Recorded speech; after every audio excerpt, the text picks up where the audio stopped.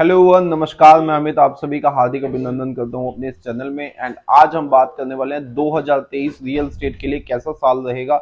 ये 2023 में real estate के लिए क्या क्या अच्छी बातें होने वाली हैं, उसके कई फैक्टर्स मैं आप लोगों को बताऊंगा। देखिए, अगर मैं आज की डेट में बात करूं तो हर वो व्यक्ति जो अपने लिए प्रॉपर्टी परचेज करना चाहता है या जिसने प्रॉपर्टी परचेज कर रखी है, उसका ये सबसे बड़ा कंसर्न होता है कि आने वाले साल में क्या क्या चेंज होंगे जो रियल एस्टेट को अफेक्ट करेंगे।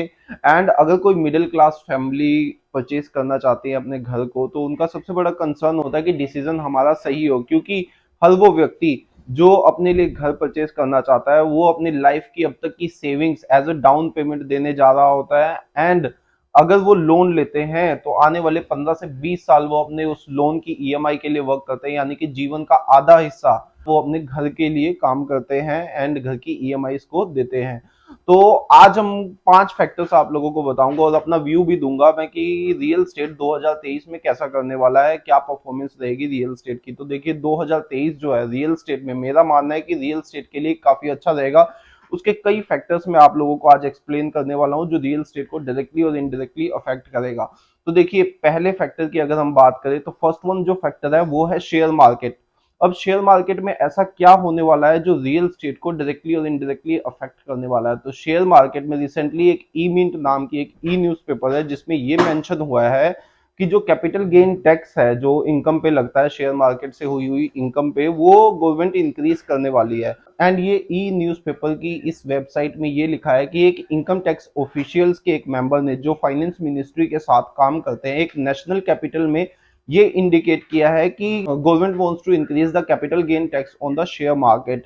एंड अगर ऐसा होता है तो ये शेयर मार्केट पे जो टैक्स है कैपिटल गेन टैक्स वो उतना ही होगा जो किसी बिजनेस से हुई इनकम पे टैक्स लगता है उसके बराबर। तो अगर ऐसा होता है तो ये टैक्स करीबन आज की डेट में जो है capital gain tax share market में 10 और 15% है।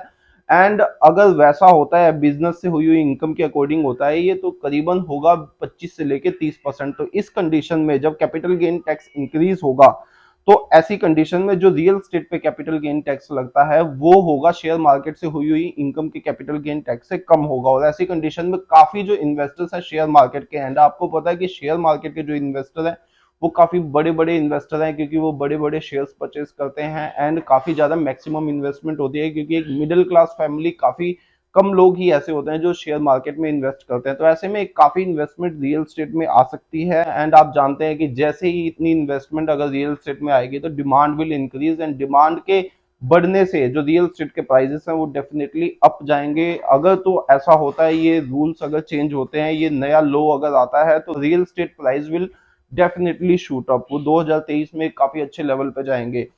अब जो सेकंड पॉइंट है वो है डॉलर की बढ़ती हुई पावर।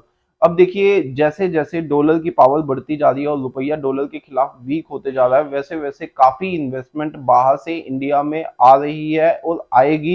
एंड अभी रिसेंटली कुछ महीने पहले गवर्नमेंट ने एक लॉ बनाया है जिसके अकॉर्डिंग करीबन 10 लाख रुपए तक की कोई भी ट्रांजैक्शन बाहर से किसी के रिलेटिव से वो अपने अकाउंट में करवा सकते हैं, जिसकी गवर्नमेंट कोई पूछताछ नहीं करने वाली। तो इससे भी काफी जो कैश फ्लो है वो इंक्रीज हो रहा है एंड उससे काफी इन्वेस्टमेंट रियल स्टेट में आ रही है। तो this one is also one major reason जिससे 2023 में प्रॉपर्टी एक बूम पे रहेगी। अगर हम थर्ड वन की बात करें तो third one 2023 is the pre election year. अगर हम प्री इलेक्शन ईयर की बात करें तो किसी भी गवर्नमेंट का रिपोर्ट कार्ड होता है प्री इलेक्शन ईयर, क्योंकि उसमें उनको काम करके दिखाना पड़ता है एंड काफी जो परियोजनाएं जो उनकी चल रही होती है उसको कंप्लीट करना होता है, नई नई रोड्स बनानी होती है। एंड आप जानते हैं कि अगर रोड्स किसी भी एरिया में कंप्लीट होती है या बनती है तो उससे जो रियल स्टेट है वो बहुत ज्यादा प्रभावित होती है। एंड इसके बावजूद अगर हम रियल स्टेट की बात करें ना, तो रियल स्टेट एक ऐसी इंडस्ट्रीज है जिसपे करीबन 80 से 85 दूसरी इंडस्ट्रीज आश्रित है। जैसे कि रियल स्टेट की अगर हम बात करें तो पेंट वाले हो गए,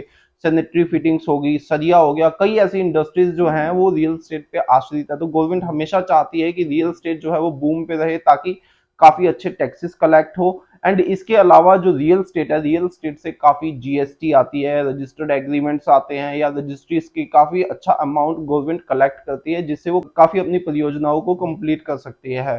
तो ये सब कारण भी है जिससे रियल स्टेट 2023 में बूम रहने वाला है। एंड आप इसके अलावा भी आप लास्ट सर्वे देख सकते हैं जिसमें प्री इलेक्शन ईयर में हमेशा प्रॉपर्टी ने अच्छा वर्क किया है, क्योंकि गवर्नमेंट हमेशा चाहती है रियल स्टेट बूम पे रहे प्री इलेक्शन ईयर में। एंड फोर्थ पॉइंट है इंटरेस्ट रेट का कम होना।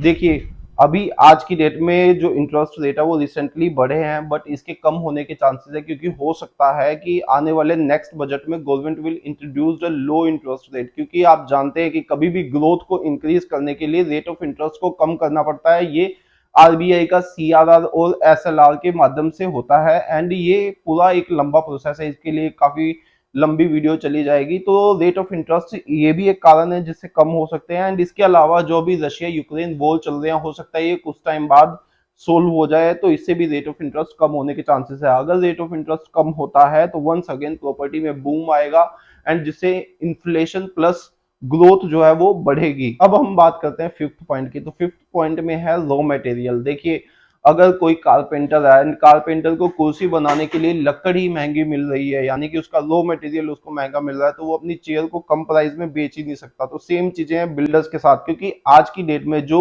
लैंड है वो काफी कॉस्टली मिल रही है। अगर हम बात करें सरिये की, अगर हम बात करें रॉ मटेरियल की, जैसे कि सीमेंट, सरिया, ये सारी चीजें होगी, तो ये डे बाय डे इंक्रीज कर रही है, क्योंकि इन्फ्लेशन कभी भी बढ़ती ही है। इन्फ्लेशन 4% से बढ़े चाहे 5% से बढ़े, पर इन्फ्लेशन इंक्रीज करती ही है हर हालत में। तो ये भी एक रीजन है कि जिससे प्रॉपर्टी 2023 में महंगी होगी। एंड ये जो 5 रीजंस हैं ये रियल स्टेट को हमेशा बूम पे रखेगा। तो अगर ये ऐसे होते हैं या कई कई नए रूल आते हैं, तो 2023 will remain a very ultimate year for the real estate. So thank you, thanks for watching.